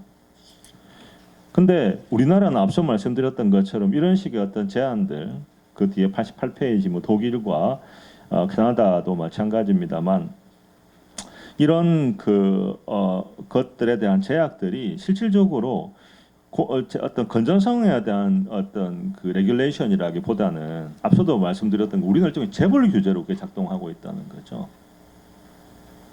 네. 거꾸로 이렇게 물어야 되는 겁니다. 만약에 이런 식의 관점이라면 질문은 삼성전자에 만약에 삼성문화재단이 지분을 가지고 있고 삼성생명이 생명문화재 삼성생명이 갖고 있는 게 수익성이 없는데 왜 갖고 있냐라고 하는 비난은 적당한 거예요. 근데 만약에 가장 수익성이 높은 건데도 가지고 있느냐라고 특수관계에 있냐고 가져 있다고 질문하면 그건 적당하지 않은 겁니다. 해외 기준으로 따지면. 근데 우리는 뭐가 문제냐면 왜 삼성이 삼성 지분을 갖고 있냐고 질문하는 게 문제라는 이야기예요. 그러니까 이거를 그냥 이렇게 아무 내용 생각 없이 그냥 머리는 비우고 문자만 보면 다른 나라들도 뭔가 규제가 있네? 이렇게 보시면 안 된다는 거죠. 네, 다시 말씀드리지만 삼성이 삼성 지분을 갖고 있는 게 문제가 아니라 삼성이 돈 안 되는 삼성 지분을 갖고 있어가지고 공익법인의 어떤 재무적 건전성을 떨어뜨린다는 게 문제라는 거죠. 만약 그렇다면, 그러니까 그 질문에 대한 답이 노라면 아무 문제가 없는 거죠. 그렇기 때문에 아예 이런 부분에 대한 어떤 그 텍스 리포트 같은 의무를 부과하는 독일과 카나다와 달리 영국이나 이런 호주 같은 커먼웰스 국가들 또는 아까 우리가 봤던 스웨덴 같은 나라는 아예 레귤레이션이 없는 거예요. 왜냐하면 아까 신 교수님 말씀하신 대로 막 그런 식으로 운영하면 정말 사라질 거거든요. 그러니까 마켓에다 맡기느냐 아니면 그나마 가버먼 인터벤션을 하더라도 얘네들이 혹시 불건전하게 하면 어떡하지? 라는 것 때문에 아까 말씀드렸던 텍스 리포트를 해가지고 어떤 텍스 어도리티가 그걸 보도록 하는 이런 거라는 거죠. 그러니까 89페이지에서 보면 그 전체적으로 오버뷰를 한번 해보면 우리나라는 의결권 행사에 대한 제한을 갖고 있는 지금 비교법적으로 유일한 나라고, 세법에 대한 문제야 뭐 어차피 상정세에서 일정한 제한을 할 수는 있는데, 다만 이러한 제한에 있어서도 어떤 실질 지배를 하는 경우, 제3자 지배를 하는 경우 또는 실질 지배의 우려가 없다면 심지어 일본은 50% 이상을 허용하고 있고요. 그 다음에 의무 지출에 대해서도 사실은 이제 일정한 제약을 전체적으로 뭐 하고 있는. 그렇지만 왜냐하면은 만들어 놓고 아무것도 안 쓰면 안 되거든요. 공익법인을 만들었다고 하는데 한 푼도 안 써요. 공익 목적으로. 그럼 그건 문제가 있잖아요. 그러니까 그런 의미에서의 레귤레이션을 갖고 있지만 과연 지금식의 레귤레이션을 두는 게 맞는지 내지는 어떻게 하는 게 맞는지, 아니면 쓴다면 그 중에 비용을 어떻게 하는지 내지는 자산 가치를 할 건지, 이런 부분들은 충분히 파이낸스 관점에서 생각해 볼 필요가 있다라는 것이죠. 그런 점에서 우리나라가 마지막으로 지금 거의 약속된 시간을 맞춘 것 같은데요. 제가 한 1, 2분 정도에서 30분까지 마무리를 하면, 그러면은 지금 우리나라의 제도가 어떤가라고 하는 점에 대해서 규범적으로 한번 살펴보면요. 정리를 한번 하자면, 우리나라의 제도는 기본적으로 얼핏 보면 다른 나라의 제도하고 매우 규범적으로 유사한 제도들을 가지고 있는 것처럼 보이지만, 앞서 말씀드렸던 것처럼 의결권 제한과 같은 공익법인에 대한 레귤레이션은 딴 나라에 없는 재벌 규제라는 관점에서 보고 있는 특수성이 있다. 그러면서 재벌 규제라고 하는 점으로 바라보는 이유는 한국은 독특한 재벌이라는 구조가 있다라고 설명을 하는데, 거기에 대한 반대 질문은 재벌 내지는 패밀리 오운드 비즈니스라고 하는 패밀리 그룹이라고 하는 게 한국만 있냐라고 하는 건 정말 검증된 사실인 건지. 앞서 말씀드렸던 것처럼 오히려 이태리라든지 이런 나라들의 경우에 오히려 지금 그렇게 따지면 더 심한 패밀리 오운드 비즈니스가 스웨덴의 발렌벨입니다. 그거는 만약 제가 생각하기에는 우리나라 관점에 놓고 보면 그럴 수 없는, 그래서는 안 되는 구조거든요. 온갖 비관련 걸 다 가지고 심지어 은행까지 가지고 있어서 은산 분리도 안 됩니다. 그래서 그 부분에 대해서는 검증이 필요하다. 1. 두 번째는, 그렇다면 공익법인이 지속 가능하게 일정한 비율을 가지고 투자를 할 수 있도록 해야 된다면 수익성을 담보할 수 있도록 할 수 있는 투자 자유도를 확보해 줘야 되고, 주식 취득에 대한 문제라든지 취득된 주식의 가치 확보를 위해서 어떤 실제로 보유 주식의 밸류에이션을 떨어뜨리는 어떤 법적인 규제를 계속 가져야 되는가라고 하는 점은 의문이 있다.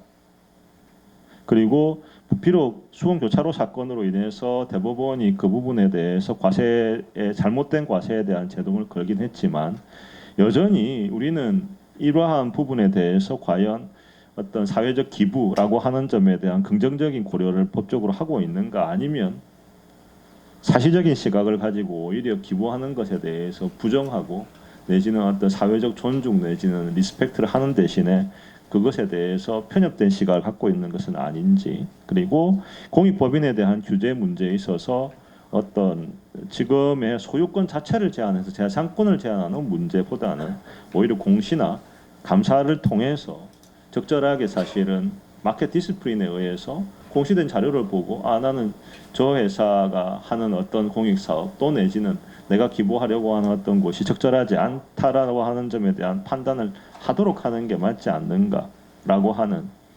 그리고 마지막 아까 제가 던졌던 질문처럼 삼성이 가지고 있는 공익재단이 삼성전자나 삼성생명의 지분을 갖고 있는 게 문제가 아니라 그 자체가 가치가 없는데도 만약에 어떤 다른 목적으로 보유하고 있다면 그게 문제인 것이지, 그것 자체가 문제가 있는 것은 아니다. 역설적으로 달리 말해보면 삼성전자 지분이 가장 좋은 지분이라면 당연히 삼성전자 지분을 보유할 수 있도록 하는 게 맞다. 그런데 일정 이상 지분을 보유하는 것은 오히려 자산 포트폴리오 관점에서 위험이 너무 커지니까 일정 제한을 하는 것은 모르겠지만 그것이 아닌 다른 목적으로는 이해하기 어렵다. 이 정도로 말씀을 드리면 어떨까 싶습니다. 이상으로 저희 발표를 마치겠습니다. 네, 감사합니다.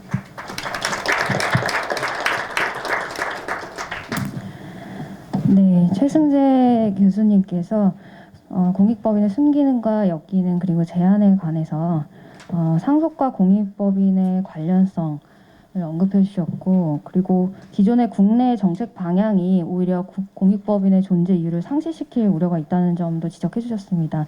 특히 세제 혜택이 있는 반면에 의결권 제한 등 재산권에 대한 제약이 될 수 있는 만큼 그에 대한 전향적인 고려가 필요하다는 말씀도 주셨고요. 타국과의 비교 검토를 통해서 이제 신 교수님 발제를 기반으로 여러 의견 주셨습니다. 다시 한번 발제 감사드리고요. 다음은 토론으로 넘어가겠습니다. 첫 번째 토론을 맡으신 법무법인 에이치스 대표 변호사님이시자 국민권익위원회 위원이신 홍세욱 변호사님의 토론 먼저 시작하겠습니다. 박수 부탁드립니다.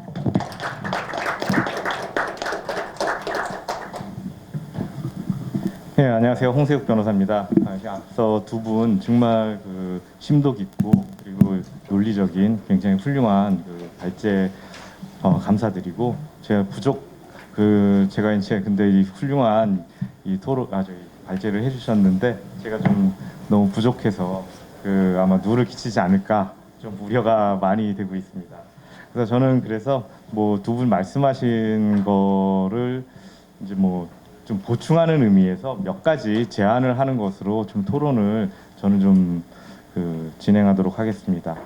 지금 계속해서 이제 공익법인에 대해서 이제 지금 두 분 말씀하신 거를 봤을 때 우선 공익법인에 대해서 이제 나온 비판 중에 제일 큰 게 돈을 공익 사업을 위해서 제대로 안 쓰고 있다. 그리고 공익 목적에 맞춰서 많이 안 쓰고 있고 또 이제 이 기업들이 현재 지금 많이 이제 재단 법인을 설립을 해서 공익법인을 설립해서 지금 활동을 많이 하고 있는데 이 공익법인들의 그럼 수익을 그럼 과연 수익 창출을 어떻게 하느냐 뭐 이런 좀 문제 제기에 대해서 제가 좀 생각을 좀 해봤습니다. 그래서 우선 먼저 첫 번째로 지금 이런 많은 비판들이 나오고 있는데 기업들이 지금 현재 뭐 사회가 많이 복잡해졌죠. 사회가 많이 복잡해지고 그다음에 이제 공공 서비스에 있어서도 전문적인 그런 영역으로 많이 요청이 지금 높아지고 있습니다. 사회가 이게 다양해지고 필요한 공공 서비스가 이제 다양해지기 때문에 어떻게 보면은 전문적인 공익 집단 이런 게 필요하게 되고 정부가 아무래도 이제 이런 공익적인 측면에서는 그동안에 맡아왔었는데 정부가 맡아서 해야 되는 부분에 있어서 아무래도 한계를 많이 드러내고 있기 때문에 이런 전문적인 능력을 가진 민간 단체들의 그런 도움이 많이 필요한 시점이고 그런 시점에 맞춰가지고 특히 이제 기업들이 이제 아까 저도 많이 놀랐습니다. 뭐 삼성에서는 거의 1년에 5천억 가까이 기부를 하고 있는데 그런 막대한 자금이 이제 투자가 되고 있는 상황에서 그 막대한 자금들이 전문적인 영역에서 필요로 한 사회 곳곳에 이게 쓰여지고 있기 때문에 굉장히 어떻게 보면 기업들이 사회에 많이 기여를 하고 있음에도 불구하고 지금 가장 큰 비판 중에 하나가 근데 대기업이 이렇게 많은 사회 공헌을 하고 있음에도 불구하고 총수 일가의 계열사 지배라든가 그리고 경영권 승계라든가 이런 것으로 공익법인이 악용되고 있지 않느냐. 그리고 뭐 정치권이죠. 정치권에서도 이런 악용되고 있는 공익법인을 이렇게 악용하고 있는 재벌들에 대한 비판으로 좀 악용을 못하게 하는 쪽으로 계속해서 이제 법적인 제한이 가해지고 있는데 지금 우리 시점에서 현재 좀 생각을 좀 바꿔야 되지 않을까 그런 생각을 좀 할 수밖에 없는 게 지금 뭐 상속세 부분에 대해서 지금 많은 얘기가 나오고 있는데 지금 얼마 전에도 보면은 지금 삼성의 이서연 씨가 뭐 상속세를 내기 위해서 주식을 뭐 몇 천억 원어치를 팔았는지 뭐 그런 또 뉴스도 봤습니다. 그렇듯이 지금 이 기업의 승계라는 문제에 있어서 좀 공익법인을 좀 활용해야 될 좀 필요성이 있지 않을까 그런 생각을 좀 많이 했습니다. 지금 우리나라에 있어서는 이거 최대 상속세가 50%에 이른다고 합니다. 이 50%에 이르기 때문에 이게 뭐 산술적으로만 생각을 해도 이게 뭐 2대, 3대, 4대 이렇게 내려가게 되면 거의 뭐 기업 승계가 불가능해지는 이런 상황이 오게 되는데 기업이라는 것은 어떻게 보면은 또 승계라는 측면만 생각할 수도 있지만 승계라는 측면뿐만 아니라 기업은 승계를 통해 가지고 유지 존속하면 그 자체로 공익에 기여를 한다라고 생각을 합니다. 그리고 이 기업가들이 자기가 창업해서 키운 기업을 후손에게 물려주고 그리고 물려받은 기업을 더 크게 만들고 더 확장하고 더 성공시키는 이런 것들은 어떻게 보면은 인간의 본성이고 그리고 재산권 헌법상 보장한 재산권이기 때문에 이런 상속세를 통해 가지고 이런 좀 기업의 승계라든가 아니면 재산을 좀 침탈하는 게 아닌가 이런 생각도 들고 있기 때문에 그런 측면에서 어떻게 보면 공익법인을 좀 활용해서 기업의 승계라든가 그런 기업가들의 그런 기업 정신의 제고 그리고 창업 정신의 어떻게 보면 고양 이런 측면을 좀 우리가 좀 생각해 볼 시점이 이르지 않았나 좀 그런 생각을 좀 하게 됐습니다. 그래서 이제 저도 이제 발렌베리 가문 여기에 대해서도 좀 공부를 해보면서 좀 써봤는데 좀 공익법인에 대해서는 이런 해외 사례보다는 지금 의외겠지만 우리나라에서 지금 이 좀 공익법인 측면에서 이 기업 승계에 대한 내지는 기업 지배 구조의 개선에 대안으로 우리가 이미 좀 실시하고 있는 법으로까지 만들어가지고 실시하고 있는 제도가 두 가지가 있습니다. 지금 여러분들이 이제 여기 기자분들도 계실 텐데 지금 MBC를 소유하고 있는 MBC의 최대 주주죠. 박문진 방송문화진흥회인데 박문진 모델이라든가 연합뉴스의 그 지금 최대 주주인 뉴스통신진흥회 이 두 모델을 보면은 어떻게 보면 우리가 공익법인을 좀 활용을 해서 이런 기업 승계라든가 기업 지배 구조 개선에 있어서 좀 도움을 받을 수 있는 좀 그런 좀 제도가 아닐까 해서 여러분들에게 좀 이런 방송문화진흥의 모델을 좀 소개를 시켜드리려고 좀 하고 있습니다. 방문진법이라고 하죠. 그 방문진법은 1988년에 제정됐는데 그 이름에서도 이제 알 수 있듯이 방문진법은 방문진 방송문화진흥회인 방문진을 설립하는 것 자체를 목적으로 하고 있습니다. 그리고 방문진법 1조를 보면 방송문화진흥회를 설립하여 방송문화진흥회가 최다 출자자인 방송사업자 MBC입니다. MBC의 공적 책임을 실현하고 민주적이며 공정하고 건전한 방송문화의 진흥과 공공복지 향상에 이바지함을 목적으로 한다. 이렇게 명시해서 방문진 자체를 이렇게 보면은 방문진법이라든가 방문진을 보면은 목적은 딱 하나입니다. MBC를 유지, 관리, 운영하고 하는 거 이거 하나를 목적으로 설립된 법인입니다. 그래서 이 방문진법을 보면은 방문진법 예를 들어서 지금 방문진법 5조를 보면은 방문진법의 업무 자체가 아예 정해져 있습니다. 그 방문진법의 업무 자체가 첫 번째는 방송 문화의 발전과 향상을 위한 연구 및 학술 사업, 공익 사업이죠. 그리고 두 번째가 그 진흥회가 최다 출자자인 방송 사업자의 경영에 대한 관리 및 감독. 그리고 세 번째가 방송 문화 진흥 자금의 운영 관리. 그리고 네 번째가 그밖에 공익 목적의 사업입니다. 그러니까 이 방문진 같은 경우는 오로지 하는 일은 두 가지입니다. MBC의 유지 관리, 경영 감독, 그 다음에 또 하나는 공익 사업, 방송과 관련된 공익 사업에 그 자금을 쓰는 거죠. 이 두 가지 일만 하는 단체이기 때문에 어떻게 보면 우리가 좀 이런 그 공익법이 우리나라 그 좀 어렵게 생각할 필요가 없이 이 방문진이라든가 뉴스통신진흥회를 이런 공익법인은 그 상속이라든가 기업 승계 이런 측면에 있어서의 대안으로 좀 활용을 하는 방안을 좀 강구해 볼 필요가 있지 않을까 생각을 하고 그 다음에 이제 공익법인이 어떻게 수익을 창출하느냐 이런 것들도 앞서 이제 두 분 발제하신 분께서 많은 좀 그 문제점을 제시를 하고 좀 그거에 대해서도 이제 대안을 말씀을 주셨는데 방문진법에서는 간단하게 해결하고 있습니다. 방문진법 지금 13조를 보면은 13조에 뭐라고 돼 있냐면 자금의 조성에서 13조 2항을 보면 이것도 심플한 게 뭐냐면 진흥회가 최다 출자자인 방송사업자 MBC는 해당 연도 결산상 영업이익의 100분의 15에 해당하는 금액을 이 자금으로 출연하여야 한다. 의무조항을 둬서 MBC 영업이익의 15%를 반드시 진흥회에 출연하도록 돼 있습니다. 그러면 이런 수익이라든가 이런 어떻게 이 공익법인인 방문진이 뭐 수익 사업을 해야 되느니 이런 거 고민할 필요가 없습니다. 그냥 바로 이 기업인 MBC죠. 그 활동을 하는 기업 활동을 하고 MBC로부터 돈을 받아가지고 공익 사업으로 돈을 쓰기만 하면 됩니다. 어떻게 보면 이게 굉장히 우리가 앞으로 좀 기업 상속이라든가 이런 측면에서는 꼭 적용해야 되고 모범이라고는 볼 수 없지만 하나의 모델이 될 수 있지 않을까 좀 그런 생각을 좀 해봤고 그러고 이렇게 해서 이 공익법인을 좀 기업 승계의 이런 하나의 대안으로서 좀 생각을 하기 위해서는 좀 두 가지 예를 들어서 아까도 많은 설명을 좀 해주셨는데 그 주식 취득 제한 비율과 그리고 보유 주식의 의결권 제한 이거는 좀 폐지할 필요가 있지 않을까 좀 그렇게 좀 저는 제안을 좀 드리고 그 다음에 이제 마지막으로 이 공익법인에 있어서도 좀 그 돈을 쓰는 거 이거를 좀 강제할 필요가 있다고 봅니다. 스웨덴 같은 경우는 공익법인이 그 수익이죠 자체 수익의 그 80% 이상을 반드시 자선 활동에 지출하도록 하고 있다고 합니다. 우리도 예를 들어서 아까 말씀드린 바와 같이 기업으로부터 얻게 되는 그런 출연하게 받게 되는 그 15% 내지는 그 뉴스통신진흥회 같은 경우는 연합뉴스로부터의 수익 중에 10%를 받고 있는데 그렇게 받게 되는 그 수익의 뭐 일정 부분이겠죠. 80% 이상은 반드시 목적한 정관에 목적된 공익 그 사업에 출연해야 되는 좀 강제 규정을 좀 부여하면은 그 좀 공익 사업에 있어서의 아까 제가 말씀드린 두 가지 그러니까 이 수익 부분과 그 다음에 공익 사업을 위해서 돈을 안 쓴다라는 이 문제를 해결할 수 있지 않을까 해서 제가 좀 짧은 좀 그 지식으로 이런 두 가지 제안을 좀 드리게 됐습니다. 이상 제 그 부족한 제 토론을 마치도록 하겠습니다. 감사합니다.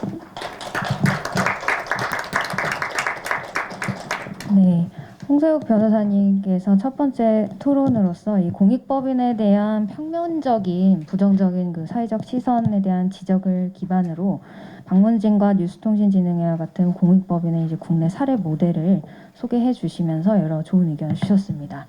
네, 마지막으로 두 번째 토론 진행하실 한국경제연구원 연구위원이신 임동원 연구위원님 토론문 발표 부탁드립니다. 예, 안녕하십니까. 한국경제연구원의 임동원이라고 합니다.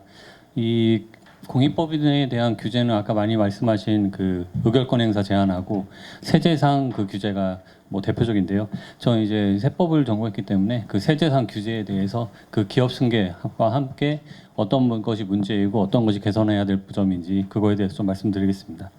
이제 우리나라 공익법인에 대한 세제상 규제의 핵심은 이 주식 출자 및 보유에 대한 규제로 판단되고 이 때문에 공익법인 설립이나 운영 그리고 기업 어렵고 기업 승계 수단으로도 이 활용되어 있지 못하고 있습니다. 현행 상증세법은 아까 말씀하신 것처럼 공익법인이 발행 주식 총수의 5%, 10%, 20%이 초과 취득하는 경우에 그것을 과세하고 그리고 공익법인이 또 주식을 30%에서 50% 초과 보유할 수 없게 하고 있는데요.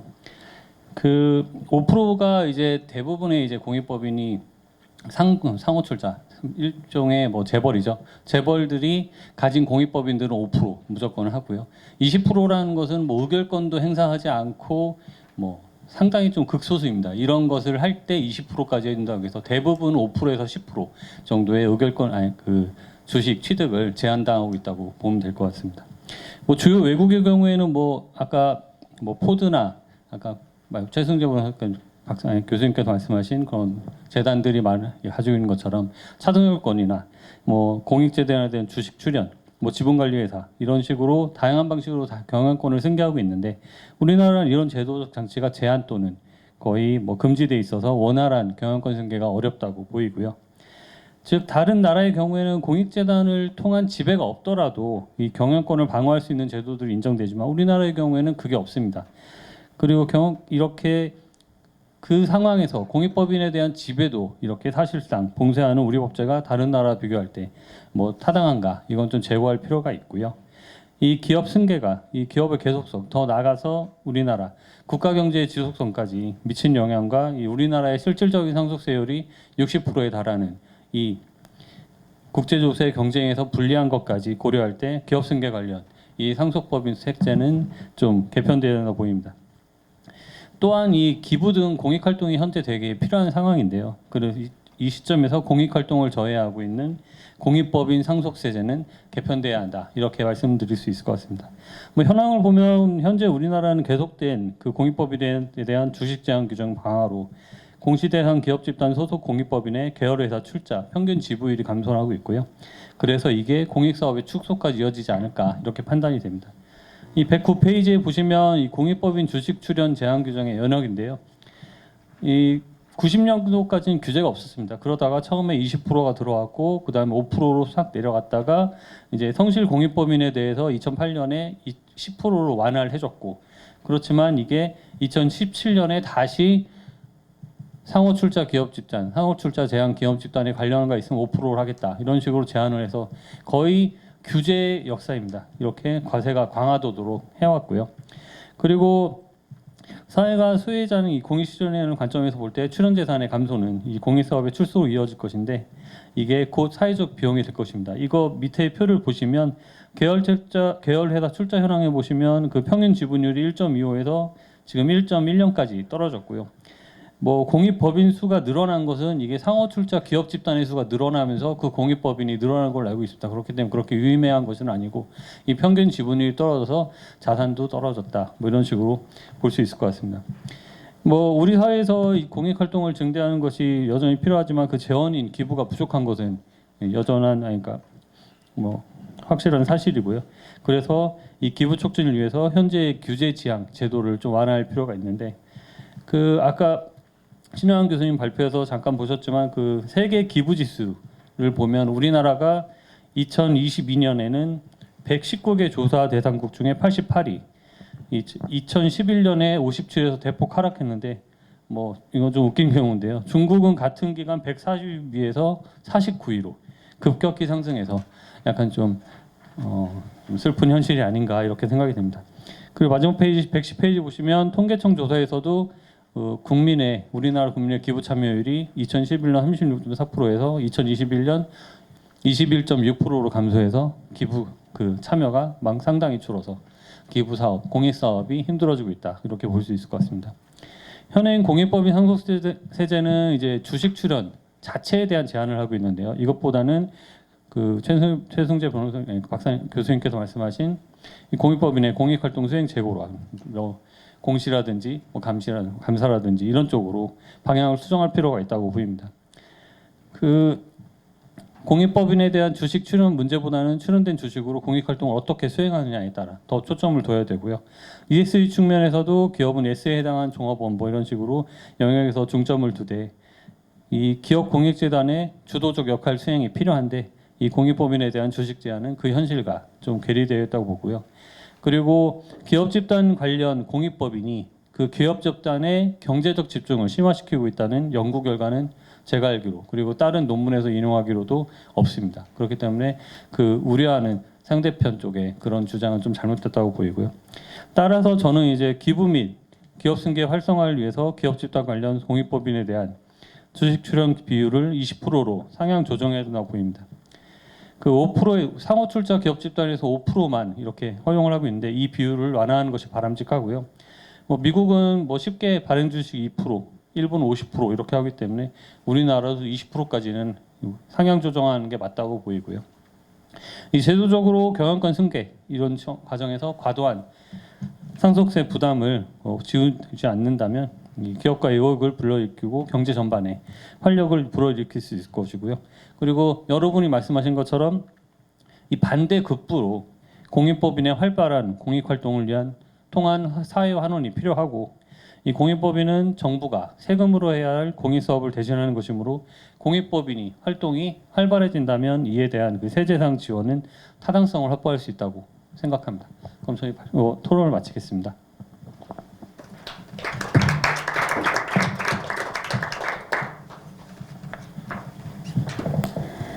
네, 임동원 연구위원님 마지막 토론 의견 감사드립니다. 네, 이상으로 저희 이제 토론까지 마치겠고요. 혹시 오늘 이제 토론이나 발제에 대해서 궁금하신 점이나 문의사항 있으신 분들 있으시면 의견을 주시면 감사드리겠습니다. 네, 시간 관계상 그 의견이 따로 있으신 분들은 이제 별도로 토론자분이나 발제자분들께 이제 연락을 주실 수도 있을 것 같고요. 네. 네. 일단 토론회를 마치면서 제가 한 말씀 드리고 싶은 것은 우리나라 공익법인에 대한 이런 사회적 시선이 막연히 좀 평면적으로 부정적인 시선이 있다는 그런 문제의식을 이제 발제자분이나 토론자분들께서 모두 지적을 해주셨던 것 같습니다. 이걸 기반으로 해서 제도의 개선이나 방향이 추진되고 있다 보니까 오히려 공익 사업이 축소되거나 그 공익법인의 본질이 형해화될 수 있다는 우려 말씀도 함께 주셨던 것 같습니다. 그 공익 활동을 통해서 기업 경제가 오히려 활성화될 수 있도록 공익법인에 대한 많은 관심 부탁드립니다. 예. 그 오늘 네 분 발제자 토론자분 내용 잘 들었고요. 저도 새로운 걸 많이 들어서 저는 지금 NGO 저널의 편집위원으로 있습니다. 유지원이라고 합니다. 그래서 의견 겸 제안을 드리는 건데 얘기를 듣다 보니까 아까 얘기하신 5% 의무 사용이라든지 의결권 제한과 출자 제한을 풀어야 된다는 게 이렇게 발제자나 토론하신 분들의 의견인 것 같은데 실제 여론은 또 그게 아닌 것 같아요. 여태 제가 이제 느꼈던 거는 그래서 NGO 저널 같은 데서는 의결권 제한과 출연 제한 그거를 풀자라는 어떤 캠페인을 하는 게 어떨까라는 생각이 좀 들었고요. 그다음에 이제 아까 그 공익법인의 현황과 문제점 얘기하실 때 제가 평소 생각했던 문제점하고는 좀 다른.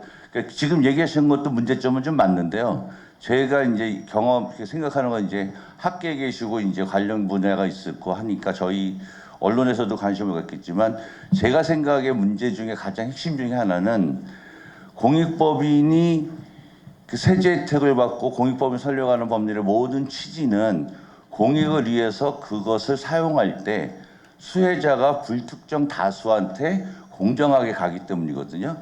그 취지로 이제 뭐 저기 특수관계자 5분의 1 규정도 있고 그러는데 현실은 그런 그 기부금이 사용되는 의사결정 프로세스가 상당히 문제가 있습니다. 이거 실질적으로 왜 국민이나 일반 여론이 공익법인에 대해서 저게 편법 승계가 활용되지 않는가라는 거를 실의 근원을 따져보면 일반 국민 시민들이 그 기부금 혜택을 다 받는구나라고 인지를 안 하거든요. 언론에 나오거나 이런 것들을 보면 예전에 국정농단 때도 그 저기 K재단, 미르재단 같은 경우에 문제가 터지니까 기업에서 5억, 10억 이상 기부금 결정할 때는 이사회를 거쳐라 해서 한번 난리가 났었는데 그건 이사회에서 기부할 때의 문제인 거고 공익법인 자체에서 기부금을 집행할 때의 프로세스가 지금 암울한 현실인데 되게 독단적이고 저기 폐쇄된 구조고 어느 것도 오픈돼 있지 않습니다. 그리고 그런 것에 문제가 되는데 그런 것들의 회계 투명성보다 그런 거의 투명성을 좀 저는 문제라고 생각하는데 뭐 이제 지금 학계에 계신 분이나 이제 전문 연구하는 분들이 한번 관심을 그게 맞는 건지 한번 관심도 좀 궁금했고요. 저희 언론에서는 그런 부분에 대해서 조금 더 NGO전에서 관심을 갖고 취재 영역에서 더 많이 좀 활발히 취재하고 좀 했으면 하는 마음에서 이렇게 계실 때 한번 말씀을 드렸습니다. 네. 네. 그 공익법인에 대한 사회적 시선이 좀 일반적인 국민들 사이에서 부정적인 그 이유에 대해서 조금 이제 심도 깊은 다른 의견을 주셨는데요. 그 공익법인의 수익이 배분 과정에서 좀 투명하게 관리가 되어서 공익법인 자체에 대한 본질적인 역할을 하고 있다는 믿음을 국민들에게 주어야 공익법인 자체로서도 역할을 다할 수 있을 것이라 저도 이제 동의하는 바입니다. 그 부분도 오늘 토론회에서 주목이 되었으면 하고요. 예, 이상으로 토론회를 마치려고 합니다. 모두 이제 끝까지 참석해 주셔서 감사드립니다. 네, 마치겠습니다.